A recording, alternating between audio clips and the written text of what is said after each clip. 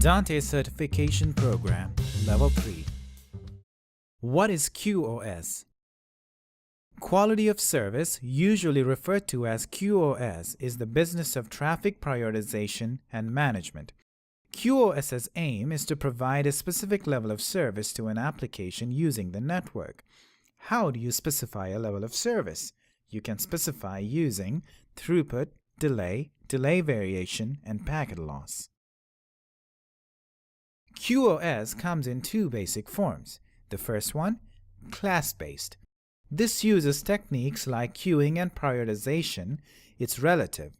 You can specify what's important and what's less important. It's a lot simpler to implement.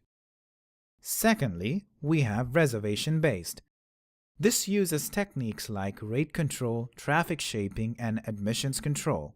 It's absolute. You specify how much, how often, and on what terms, then make a decision as to whether it's possible. This is complex to implement. When it comes to audio over IP, it only really cares about some aspects. First, delay variation.